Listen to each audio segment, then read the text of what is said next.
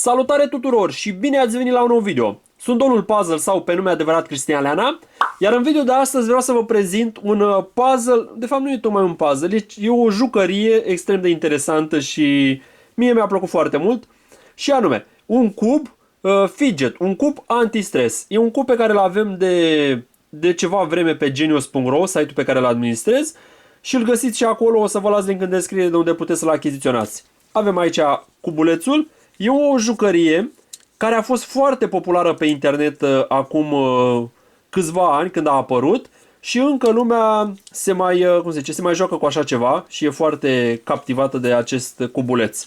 E o jucărie care nu e, cum se zice, de inteligență, nu necesită gândire, ci e o jucărie anti-stres, o jucărie care să-ți ocupe timpul sau în timp ce te gândești la ceva să ai, cum se zice, o activitate. E practic un cub care pe fiecare fața lui are diferite chestii. În afară de asta, aici nu are nimic, asta e doar ca să, cum zice, ca să țineți de cuba, nu știu, suport pentru deget.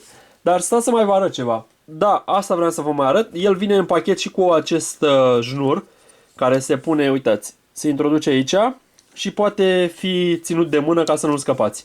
Oricum, haideți să vă prezint în ce constă această jucărie și cum îi zice, ce face fiecare parte a lui. Păi, în primul rând asta nu face nimic, v-am zis. Aici avem o rotiță, uitați, care se rotește așa în continuu. De obicei se ține cu o mână, probabil, și tot faci stânga-dreapta de ea. Face așa, sus-jos, sus-jos. Oricum, mie nu-mi place deloc treaba asta, dar îmi place, de exemplu, ăsta, care e ca un întrerupător de lumină, uitați. Și e foarte plăcut la, cum zice, clicănitul ăsta. Dacă îl știți, dacă ați stins vreodată lumina, ați văzut că e foarte plăcut când apăsați pe întrerupător. Acesta practic e un întrerupător fără limite. Îl faceți cât vreți, uitați. Mie chiar îmi place asta chiar îmi place foarte mult. Aici e o biluță de fier care se rotește în toate direcțiile. Așa, aici niște rotițe, uitați, care la fel. Țin mână și face așa. Bila la fel.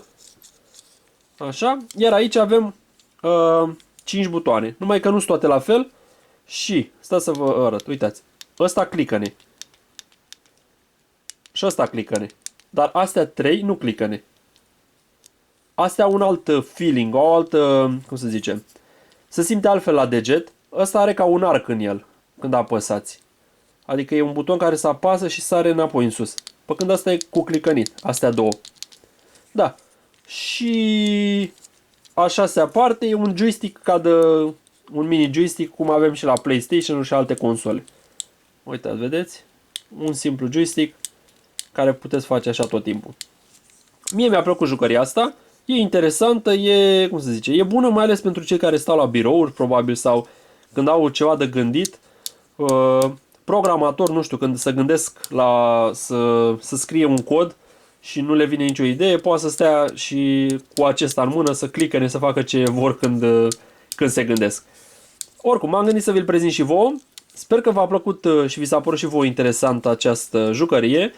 Dacă o căutați pe internet o să vedeți Fidget Cube. O să vedeți că e foarte populară, mai ales pe YouTube. Au fost câteva videouri care au făcut câteva milioane de vizualizări cu această jucărie.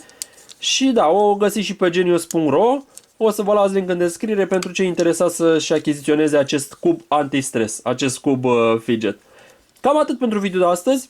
Vă mulțumesc pentru vizionare și vă aștept, ca de obicei, sâmbătă la următorul portret. Sper cum se zice, sper să vă găsesc acolo și să fiți alături de mine când o să postez video. Așa, la revedere și o zi frumoasă!